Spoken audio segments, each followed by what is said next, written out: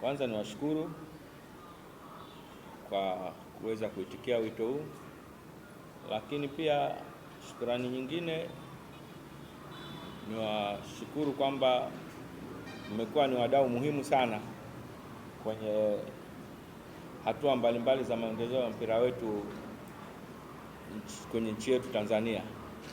Mnatupa support kubwa, na bali ya support, lakini pia kwenye baadhi ya mazungumzo au maandiko yenu kuna vitu ambavyo vinatusaidia kuweza kwenda sawa sawa. Bali ya tofauti, watu wanafikiria kwamba wanasema kwamba hataki kukosolewa, sio kwamba hataki kukosolewa. Kama hataki kukosolewa huwezi kutaka maendeleo. Kwa hiyo waliokuwa wanatukosoa kwa nia njema, sisi tunawashukuru kwa sababu wameweza kusaidia, tumeweza kujirekebisha kwenye mambo mengi. Mambo ambayo hatuyataki ni ya uongo, kubuni, kusingizia. Hayo mtu yoyote atakuwa hawezi kufurahi nayo. Alafu sisi tuko wazi, piga simu zetu, tunapokea, tunawapa ufafanuzi. Kwa hiyo mtu kutoka tu kwenda kuzungumza kitu ambacho hakiko sawa, sema kweli hamna binadamu yote mwenye nyongo ambaye ataweza kukubali jambo ambalo haliko sawa. Lakini niwapongeze sana. Sisi kwenye shirikisho tuna wadau mbalimbali ambao bila wao hatuwezi kuendelea. Tuna wadhamini wetu, tuna nyinyi wanahabari, tuna wanachama wetu. Nikizungumza wanachama wa TFF kwa maana ya mikoa yetu, lakini pia na vilabu ambavyo pia ni wanachama. Lakini pia kuna vilabu ambavyo sio wanachama, wanaocheza ligi ambazo sio za ligi kuu, lakini ni wanachama wa wanachama wetu. Wote hao wana support. Lakini pia tuna mdau namba moja, serikali, ambaye tunafanya naye kazi kwa pamoja, na hili liko wazi tu, bila kushirikiana na serikali hauwezi kufanikiwa, kwa sababu sehemu kubwa ya mipango serikali ndio inafanya. Kama mnavyoona sasa hivi tunapata support kubwa ya serikali kuliko huko nyuma, kwa sababu mahusiano yetu ni mazuri. Lakini pia kwenye mambo mbalimbali, kwa mfano programu zetu za vijana, tunashukuru serikali yetu ina utaratibu ambao ni wa siku nyingi wa kuwa na mashindano ya shule zetu, kwa maana ya shule za msingi na shule za sekondari, ambapo ni sehemu ambao na sisi tunapita huko kuangalia vijana mbalimbali wanaoshindana kwenye mashindano yale, na tunawapata wanaweza kutusaidia. Mambo mengi tumekutana, tushaongea, tumeshaongea sana kwamba kwa nini tumepata mafanikio haya. Mafanikio haya ni matunda ya kwamba kazi zetu sisi tumezidokumenti. Hatuamki tu na kukurupuka. Tulitengeneza mpango mkakati wa kwanza ilikuwa wa 2018 mpaka 22, lakini tukaufanyia mapitio 22 pale, tukaanzisha tena mwingine 23 mpaka 27.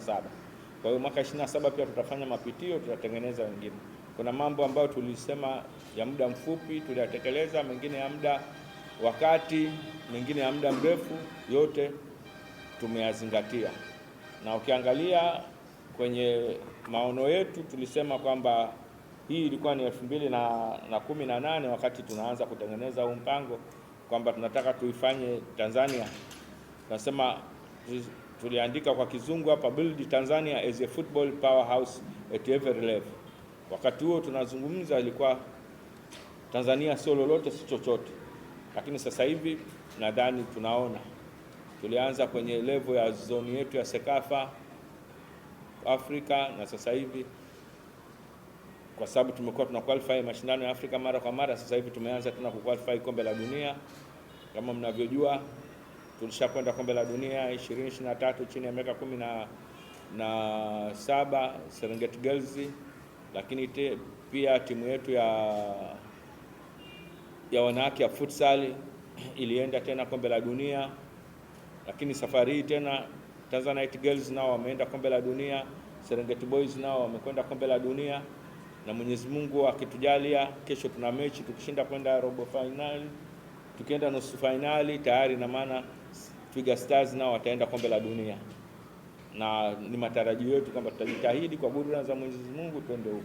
Kwa hiyo ndio ambayo tunafanya. Bahati mbaya Serengeti Girls hatukuweza kupata nafasi kwenda kombe la dunia kwa mara nyingine, tulitolewa na Afrika Kusini, lakini AFCON hizi tunashiriki. Kama mnavyojua, baadhi ya nchi ambazo hazikosekani kwenye AFCON ni Tanzania, lakini pia tumeshinda vikombe mbalimbali kwa upande wa Sekafa, lakini pia kwenye kualikwa tunaalikwa Kosafa, tumeshinda vikombe. Tumealikwa China under 12, tulikwenda mwaka jana, mwaka juzi. Mwaka huu Serengeti Boys walikwenda kule, wamekwenda fanya vizuri. Wale vijana wa kike wa under 12 mwaka huu wameenda kwa kategori ya under 14 Portugal kule, wamekwenda wamefanya vizuri. Kwa hiyo mabadiliko makubwa, na kwa mabadiliko hayo tunapata mialiko mbalimbali. Kwa zamani ilikuwa Tanzania tukitaka kuomba mwaliko wa kucheza na timu nyingine hawawezi kuturuhusu kucheza kwa sababu ilikuwa hatuna maana kucheza nao. Lakini pia kama mnavyojua, sisi ni mojawapo ya zile nchi ambazo zinapata nafasi 4 za vilabu, kwa maana nafasi 2 kwenye Champion League na nafasi 2 kwenye Confederation. Ziko timu 12 tumeingia, na sasa hivi imekuwa ni mazoea, na nadhani tutaendelea kuongeza pointi, hatutaweza kuondoka huko ambapo ni vitu tofauti. Lakini pia ligi yetu imekuwa ni mojawapo ya ligi bora. Leo nimesoma kuna watu wametoa kwamba kwenye 5 bora hatumo, lakini nimeangalia sasa hivi kila mtu tu anaamua anatengeneza. Sasa huyu aliyotengeneza nadhani mara ya kwanza hiyo leo toa, au ndio wao wanaotoa siku zote, wale wanaotoa vigezo vya ligi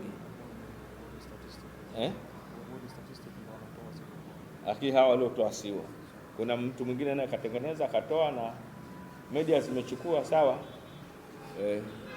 lakini wale ambao walitupeleka huko kwenye namba 4, 5 wao wenyewe hawajatoa. Sasa hatujui vigezo vyake ni vipi, labda rangi za jezi sawa. Kwa hiyo kila mmoja inategemea anaangalia vigezo vyake, lakini pia unapokuwa kwenye sehemu unashindana na wenzako lazima ukubali. Naweza hata tutakuwa wa 10 wa wapi, kama wenzetu wataendelea kuwa bora zaidi, na ni vizuri tujitahidi. Kwa hiyo yote haya sisi tumeyafanya, tunashirikiana na nyinyi, na sehemu kubwa ya nyinyi mmekuwa ni sehemu yetu. Kwa hiyo leo nimesema tuongee hapa, na sehemu kubwa mtaniuliza maswali tu, kwa sababu mengine nikiarudia ni hayo kila siku. Mniulize maswali nitoe ufafanuzi, lakini sisi tulikuwa na mchakato wa kanuni ambao mwaka huu ulikuwa shirikishi kushinda mwaka wote. Vilabu vimetoa maoni yao, wadau mbalimbali, serikali, wafadhili wetu, wadhamini, wote wametoa maoni yao, lakini yote inakwenda michakato hatua baada ya hatua. Lakini hatua ya mwisho inakuja kwenye kamati ya utendaji. Kamati ya utendaji ndio chombo cha mwisho ambacho kinapitisha kanuni. Leo nimesikia chombo cha habari kimoja wanasema kanuni zinaenda BMT kusajiliwa. Kanuni haziendi kusajiliwa BMT.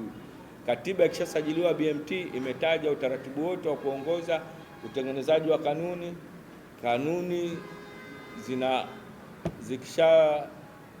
zikishapita kwenye michakato, kamati ya utendaji ndo kikao cha mwisho kimepitisha. Na jana tulikaa ndani ya chumba hiki tukapitisha zile kanuni, lakini sio kupitisha tu, na kamati ya utendaji nayo jana ilikuwa ndio nafasi yake nayo kutoa maoni yake kwenye zile kanuni. Kwa hiyo michakato yote na hizo rasimu mlizoona ni rasimu ambazo zilikuwa zimepita kwa wadau na michango ya wadau mbalimbali, na mabadiliko yalifanyika pia kwenye kamati ya utendaji. Kuna maoni ya wadau yalikuja ambayo yamepita michakato yote, tumekuja pia mengine kamati ya utendaji imejadiliana, imeyaondoa. kwa sababu sisi kama kamati ya utendaji ndio ambao tumekasimiwa kusimamia na mkutano mkuu wa TFF mpira siku hadi siku, na kamati ya utendaji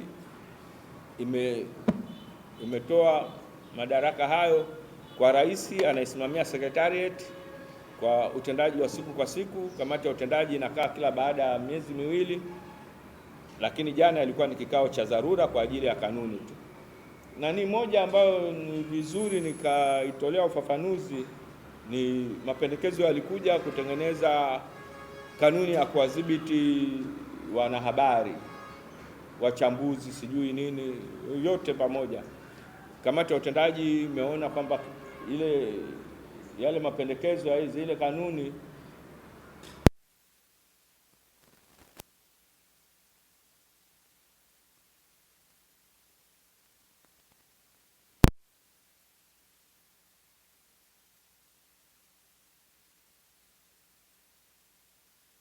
ambazo kuna waandishi wali abuse, TCRA na vyombo mbalimbali vilitoa ushirikiano na vikatekeleza kama ambavyo inatakiwa. Kwa hiyo sisi tumeiondoa ile, tumeona kwamba imeletwa ndio na wadau, hatujui sijui nani ameleta, sijui ni vilabu, sijui ni nani wameleta. Tumeona kwamba hapana, ingawa mnawavuruga, saa nyingine mnazungumza mambo ya usajili ya uongo, mnawachonganisha, na ndio maana labda waliileta hiyo. Sisi tumeona kwamba kwa sababu vyombo vya sheria na vyombo mbalimbali vinavyosimamia vimeweka taratibu zao na hawajawahi kutuangusha. Lakini pia kama kuna mambo ya rushwa, wengine watakwenda kwenye masuala taasisi ya rushwa, sio sisi. Watu wanatuuliza kwa nini yanatoka tuhuma za rushwa sijui nini. Sisi tunajua kwamba tuna limiti yetu na watu wa rushwa wako wanajua, lakini kuna mambo mengine pia yanahusu masuala ya udhibiti wa madawa ya kuongeza nguvu pamoja na madawa ya kulevya kwa wachezaji wetu.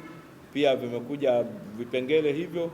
Sisi tumepitisha kwamba tutaanza na utaratibu wa kuweza kwenye ligi yetu kufanya utaratibu wa uchunguzi, lakini hatukuweka adhabu kwa sababu wako taasisi inaitwa WADA ipo Tanzania, na hiyo ndio inayotoa adhabu mbalimbali kwa watakaokutwa na hayo majanga. Kuna masuala yalikuwa yanaongelewa yanayohusu kusajili wachezaji 40. Hii sio kanuni hii, wala hatujabadilisha, ilikuwepo toka nyuma huko. Tatizo hamsomi kanuni. Hamsomi kanuni hii. Ilikuja wakati ule wa COVID pamoja na kuongeza idadi ya substitution ambazo zinafanyika. Tumetoa msisitizo tu kwa sababu mwaka huu ligi itabana kidogo. Kwa hiyo tumesema bana, mnaposajili nyinyi basi msajili 40 wazuri sawa sawa, msije mkasajili wazuri 12 mkabaki na wengine kuongeza idadi, kwa sababu tuwe na wigo mpana. Mtu asije akasema mchezaji anachoka kama una wachezaji 40 na wachezaji wanaocheza ni 11 na kwenye benchi kutakuwa na wengine 9 wako pale, alafu unasema kwamba wachezaji wanachoka. Na pia sio 40, kwa sababu tunaruhusu pia vilabu vinasajili wachezaji 25 wa under 20, na kati ya hao wanaruhusiwa kucheza, na kanuni inalazimisha kwamba angalau wawili wawe kwenye line up na angalau waweze kupata kucheza, ikiwezekana hata 10%. Kwa hiyo kwenye kanuni hapo tumeisisitiza zaidi, ingawa tumeweka msisitizo kwamba lazima wacheze, na kuna adhabu zimewekwa kama itaonekana kwamba baada ya msimu tukifanya takwimu au baada ya mechi kufanya takwimu wachezaji hao hawachezi, kwa sababu tumeweka maksudi kwa ajili ya kuwapa nafasi wachezaji wetu ambao tunaona kwamba ni wachezaji watakaokuja kusaidia kwenye timu ya taifa. Lakini kuna jambo jingine ambalo pia sio jipya, isipokuwa nikiri tu kwamba utekelezaji wa ufuatiliaji wa hiyo sheria ulikuwa haufuatwi. Kanuni inaeleza, na hiyo kanuni iko siku nyingi na tumeirisi hiyo kanuni. Nakumbuka tuliitengeneza wakati wa uongozi wa Mzee Tenga kuhusu wachezaji wa kigeni wanaokuja Tanzania kucheza ligi yetu. Kuna categories za nchi mbalimbali na wachezaji wengi hasa wanaotoka Afrika anatakiwa lazima atoke kwenye timu ya ligi kuu na awe ni mchezaji wa timu ya taifa wakati anaposajiliwa. Hiyo kanuni iko siku nyingi, tumesema mwaka huu tutaisisitiza tu kwa sababu kumekuwa na malalamiko kwamba wachezaji wanaokuja wa kigeni wengine wanakuja by the way tu kwamba mchezaji katoka huko, quality yake ndogo, hachezi timu ya taifa, anakuja anasajiliwa hapa, lakini anasajiliwa tena anakaa benchi. Kwa hiyo tumeona kwamba hapana, lazima ile enforcement ya ile sheria ifanyike. Kwa hiyo tumeshaelekeza watu walioko kwenye system ya usajili, wakija watarudi background, watakwenda watarudi, wataangalia huyo mchezaji kama ni mchezaji mgeni, hayuko timu ya taifa, labda atoke kwenye ile nchi ambayo iko kwenye kategori ambayo kuna nyingine inaruhusu hata atoke kwenye ligi ya chini, sio ligi ya juu. Kwa hiyo yote hayo sisi tumesema kwamba tunazungumza kwamba tutafanya enforcement, sio kwamba kuna kanuni mpya, lakini kwa sababu wenzetu nyinyi wengine ni wageni, wengine hapa ni waandishi wa habari, wakati Mzee Tenga anatunga hiyo kanuni ya wachezaji wa timu za taifa wa kigeni hamjaingia kwenye habari, na bahati mbaya sababu kuna wengine walikuwa hawajazaliwa, sasa ndio inatokea hivi. Lakini unakuta kuna mijadala tena. Juzi kuna ndugu yetu Jamhuri aliongea, kazungumza mambo ya mwaka 70 na kitu, wengine hata huyo kaka yake Super Kiwelu hamkumuona kucheza. Amezungumza huko. Hivi leo naambiwa mimi naletewa email zangu zimejaa, naletewa mashtaka kumchukulia hatua Jamhuri. Hata wale wanaojua sheria kusema kuna sheria nyingine, kuna tukio limetokea lina miaka fulani hivi, hata kama limetokea kana haliwezi kupelekwa hata mahakamani. Leo mwataka wakati huo Kiwelu anacheza huko, mimi nilikuwa nasoma. Leo nimekuja hapa mniambie leo ndio nimchukulie hatua, kisa kazungumza mwenyewe, kaamua kujilipua, mwache aendelee. Kasema mwenyewe tuendelee, lakini halituhusu. Kwa hiyo msipoteze muda mwingi kujadili vitu ambavyo havina msingi. Vitu ambavyo vina msingi ndio tuvijadili, vinaleta kwa sababu sisi hapa ni binadamu na sisi tunafanya kazi, lakini kutokana na taratibu. Bahati mbaya sana tunakuwa na mihemuko. Tunakuwa na mihemuko au tunataka au ni watu wengine wanatu influence tufanye hivyo.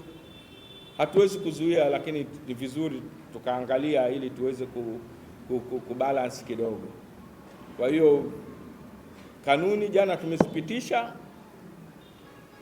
Mambo mengine ni kanuni ile iliyokuwa inahusu si watu wameenda jumba la dhahabu nini. Ile kanuni tumelaumiwa kwamba imerudiwa sijui nini. Imerudiwa ni msimu mmoja. Ni msimu mmoja, hawezi kukaa baada ya mechi tukaitengeneza kanuni. Sasa hivi tumetengeneza kanuni. Kanuni nadhani imerudiwa. Adhabu mbalimbali za hela zimewekwa, lakini pia tumekubaliana kwamba tunanunua vifaa. Kuna vifaa vya kudetect harmful gases. Tutanunua vifaa hivyo, vitakuwa vinatumika kwenye chumba. Mtu akikataa kuingia kwenye chumba, tutapima. Tukiona kwamba hakina matatizo, mechi itaendelea, matokeo yatabaki yale yale, lakini tunachukua pointi 5 kwenye mfuko. Aliona kama hana pointi 5, tutaanza na minus. Hilo tumeliweka hivyo. Tumewaita viongozi wale, wameitwa ili kuweza kupata kwa nini wanafanya na wanarudia. Wameeleza na tumechukua. Kilikuwa ni vikao vizuri kabisa, vimetupa mwanga. Kweli kuna vitu vinafanyika, ingawa pale tulishindwa, huwezi kuvidhibitisha kwa sababu hatukuwa na vifaa hivyo, lakini pia basi unatoka nje kabisa. Lakini pia tumeuliza ukaguzi unafanyikia wapi. Kuna vitu vingi tumehakikisha kwamba angalau taratibu zifuatwe. Na tulijaribu kuangalia kama walikwenda kweli, mwamuzi angekwenda kaenda kuwakagua huko kwenye jumba la dhahabu, tungeruka naye mwamuzi.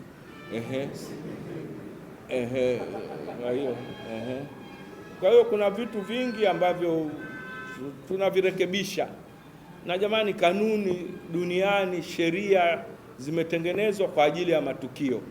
Linapotokea tukio ndio linatupeleka kutengeneza, na ndio maana kila msimu tunapitia kanuni, tunarekebisha. Ingawa mwaka huu kanuni zimerekebishwa kwa kiasi kikubwa sana. Swala la kwamba timu kwenda kucheza mazoezi siku moja kabla ya mechi hamna kwa mgeni wala kwa mwenyeji. Hata huko duniani hamna hiyo taratibu. Ni kufill pitch, tunaondoka. Sawa jamani? Kwa hiyo tutakwenda marekebisho pia. Mikoa ambayo ina viwanja vinachezea ligi